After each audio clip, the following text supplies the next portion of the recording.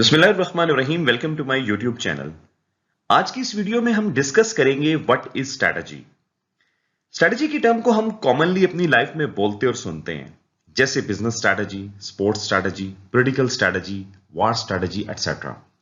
इसमें कोई शक नहीं है कि किसी भी ऑर्गेनाइजेशन या इंसान की कामयाबी का दारोमदार उसकी बेहतरीन स्ट्रैटेजी पर होता है। और जब हम स्ट्रैटेजिक मैनेजमेंट को भी स्टडी करते हैं तो इसमें स्ट्रैटेजी के वर्ड को बहुत ज्यादा अहमियत हासिल है।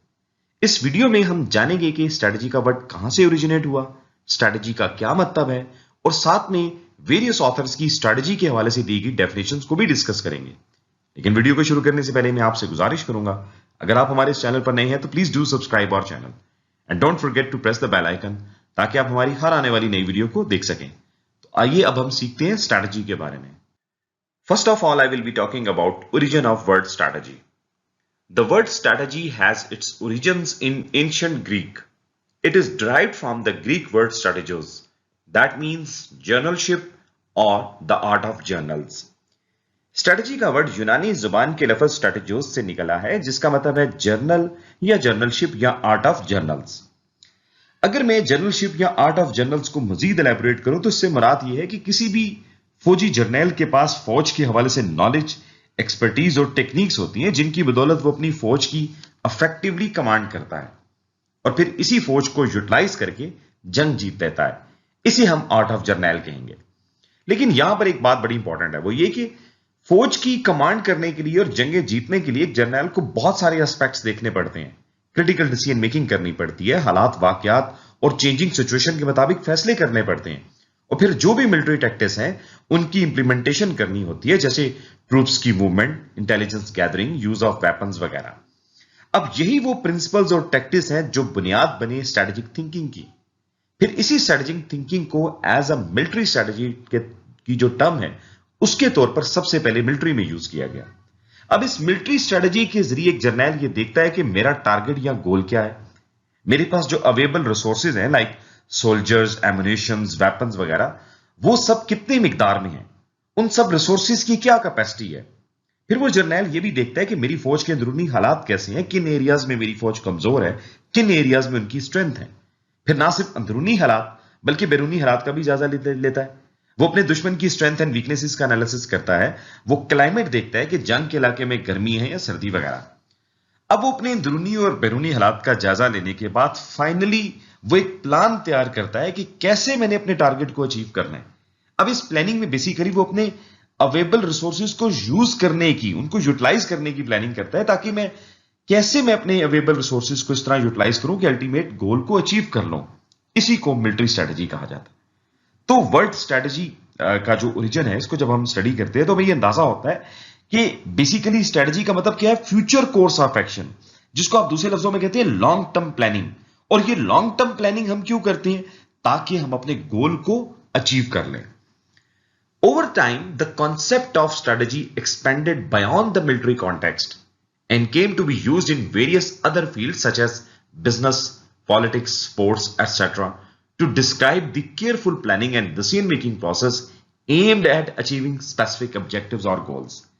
देखिए, वक्त गुजरने के साथ साथ स्ट्रैटेजी की टर्म को फौज तक महदूद नहीं रखा गया, बल्कि इसको जिंदगी के दूसरे शोबों में भी इस्तेमाल किया जाने लगा।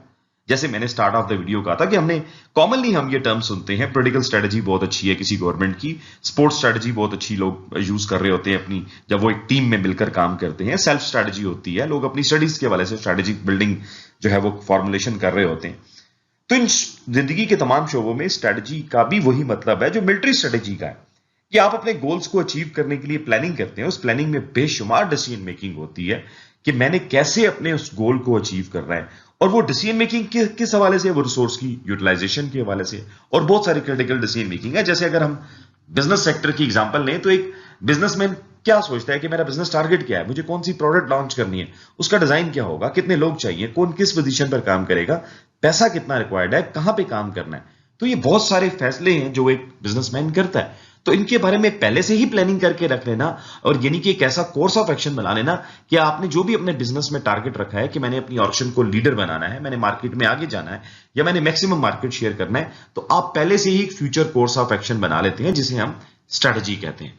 तो cut the story short, strategy का मतलब क्या है? Future course of action. और ये future course of action means कि पहले से ही ऐसा प्लान ऑफ एक्शन तैयार कर लेना ताकि जिसको फॉलो करके आप अपने ऑप्शन के गोल्स को अचीव कर लें। अब हम बात करते हैं मीनिंग ऑफ स्ट्रैटेजी की। देखिए, उर्दू या हिंदी जुबान में स्ट्रैटेजी का मतलब है हिकमत अमली। तो स्ट्रैटेजी को हम कोर्स ऑफ एक्शन मींस किसी अमल को करने का तरीकेकार, प्लान ऑफ एक्शन, डायरेक्शन या रोड मैप कहते हैं, जिसको फॉलो करके हम अपने गोल्स और ऑब्जेक्टिव्स को अचीव कर सकते हैं। अब फॉर एग्जांपल आप कोई गोल सेट करते हैं, गोल को सेट करने के बाद आपने एक प्लान बनाना है, एक तरीकेकार डिफाइन करना है कि मैंने अपने इस गोल तक, अपनी डेस्टिनेशन तक कैसे पहुंचना है। अब ना सिर्फ आप एक प्लान बना लेते हैं, एक वे आउट बना लेते हैं, एक रोड मैप बना लेते हैं, लेकिन उस रोड मैप के ऊपर चलने के लिए आपको कोई ना कोई रिसोर्सेज भी रिक्वायर्ड होते हैं in terms of physical resource या ह्यूमन रिसोर्स। आप उनके बारे में भी डिसाइड करते हैं कि मुझे कौन कौन से रिसोर्सेज चाहिए, उन रिसोर्सेज को मैंने किस तरह यूटिलाइज करना है ताकि मैं अपने अल्टीमेट गोल पर पहुंच जाऊं। तो स्ट्रेटजी से मुराद क्या है कि strategy refers to the future course of action based on planning and coordination of activities to achieve desired outcomes. तो सिंपलेस्ट डेफिनेशन अगर आपसे कोई पूछ ले, एग्जाम में भी पूछा जा सकता है, शॉर्ट डेफिनेशन क्या है? फ्यूचर कोर्स ऑफ एक्शन है जी। स्ट्रेटजी क्या है? एक ऐसा मुस्तकबिल का लाया अमल है, एक ऐसी मुस्तकबिल की मंसूबाबंदी है। और इस मंसूबाबंदी में आप करते क्या है? आप फ्यूचर में परफॉर्म की जाने वाली एक्टिविटीज के बारे में प्लानिंग करते हैं, उनके बारे में कोऑर्डिनेट करते हैं, ताकि मैं जब उन एक्टिविटीज को परफॉर्म करूं तो मैं अपने डिजायर आउटकम जो है वो हासिल कर लूं। तो सिंपलेस्ट वर्ड्स में स्ट्रेटजी के बारे में क्या है कि strategy future course of action है, उसके बारे में प्लानिंग करना है ताकि उस प्लानिंग को फॉलो करके आप अपने गोल्स को अचीव कर लें। Now let's talk about specific definitions of strategy given by authors.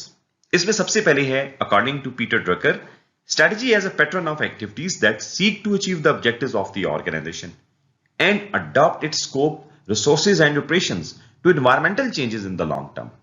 Peter Drucker के मुताबिक स्ट्रैटेजी ऐसी सेट ऑफ एक्टिविटीज के बारे में प्लानिंग करना है जिनको परफॉर्म करके एक ऑर्गेनाइजेशन अपने गोल्स को अचीव कर सकती है। तो बेसिकली स्ट्रैटेजी एक रोड मैप है जो आपको एक रास्ता दिखाता है कि कैसे हम अपनी मंजिल पर पहुंच सकते हैं। फिर एक बात जो इस डेफिनेशन में बड़ी इंपॉर्टेंट है वो ये कि adopted scope, resources and operations to environmental changes in the long term. मतलब कहने का ये है कि strategy is not set in stone. ये कोई पत्थर पर लकीर नहीं है कि जो एक दफा बन गई आप इसको दोबारा चेंज नहीं कर सकते, बल्कि ऑर्गेनाइजेशन वक्त के साथ साथ जो भी इन्वायरमेंट में तब्दीली आ रही है, चाहे वो ऑर्गेनाइजेशन का इंटरनल इन्वायरमेंट है या एक्सटर्नल इन्वायरमेंट है, तो ऑर्गेनाइजेशन अपने कोर्स ऑफ एक्शंस को तब्दील कर सकती है। यानी कि ऑर्गेनाइजेशन की स्ट्रेटजी ऐसी होनी चाहिए कि वक्त और हालात के मुताबिक उसमें कोई चेंज लाया जा सके, कोई रिजिडिटी ना हो कि बस जो एक दफा डिसाइड हो गया अगले 10-15 साल वही रहेगा, ऐसा नहीं है। Next is Alfred D Chandler. वो स्ट्रेटजी को डिफाइन करते हैं as the determination of the basic long term goals of an enterprise and the adoption of courses of action and the allocation of resources necessary for carrying out these goals. इस definition में Chandler 3 points को highlight करते हैं। Number 1, determination of the basic long term goals of an enterprise means के organisation, जो भी enterprise है, जो भी बिजनेस ऑर्गेनाइजेशन है, वो सबसे पहले अपने लिए एक टारगेट सेट करे कि मुझे क्या चीज अचीव करनी है। मुझे मार्केट लीडर बनना है, मुझे नंबर ऑफ कस्टमर्स इंक्रीज करने हैं, एटसेट्रा, मुझे कंपैरेटिव एडवांटेज हासिल करना है। जो भी गोल है, जो भी वो करना चाहती है फ्यूचर में, सबसे पहले इस चीज को डिटरमाइन किया जाए कि आपका टारगेट क्या है, आपका गोल क्या है। फिर जब आप अपना टारगेट सेट कर लें, उसके बाद adoption of courses of action. अब आपने क्या करना है? तरीकेकार डिफाइन करना है, रोड मैप बनाना है, डायरेक्शंस बनानी है, प्लान ऑफ एक्शन तैयार करना है कि कैसे मैंने अपने इस टारगेट को अचीव करना है। Then allocation of resources. फिर उस प्लान ऑफ एक्शन पर को इंप्लीमेंट करने के लिए, उसको एग्जीक्यूट करने के लिए जो जो रिसोर्सेज मुझे रिक्वायर्ड है उनके बारे में डिटरमाइन करना कि कौन कौन सा रिसोर्स मुझे कब, कहां, किस वक्त, कितनी मिकदार में चाहिए, इनके बारे में डिसाइड करना क्या कहलाता है? स्ट्रेटजी। अब चैंडलर की इस डेफिनेशन को मैं आपको एक एग्जांपल से समझाता हूं। फॉर एग्जांपल, आप पेरिस घूमने का इरादा करते हैं, तो इस एग्जांपल में आपकी डेस्टिनेशन क्या है? पेरिस। तो गोल सेट हो गया, क्या है जी? पेरिस जाना है हमने। अब इसके बाद आपने पेरिस जाने के लिए एक कोर्स ऑफ एक्शन बनाना है कि मैंने पेरिस पहुंचना कैसे है। अब आपके पास 2 वेज हैं। फॉर एग्जांपल, आप या बाय एयर चले जाइए या बाय रोड चले जाइए। बाय एयर जाना है तो आप देखते हैं कि भाई मेरी जो फ्लाइट है वो किन कंट्री से होकर जाएगी, क्या वो डायरेक्ट जाएगी या वाया अदर कंट्रीज। इसी तरह से अगर रोड मैप, अगर आप बाय रोड जा रहे हैं तो आप देखते हैं रोड मैप क्या है, किन रास्तों और मुल्कों से होकर जाना पड़ेगा। तो ये जो रोड मैप डिफाइन करना है, ये क्या है? Adoption of courses of action.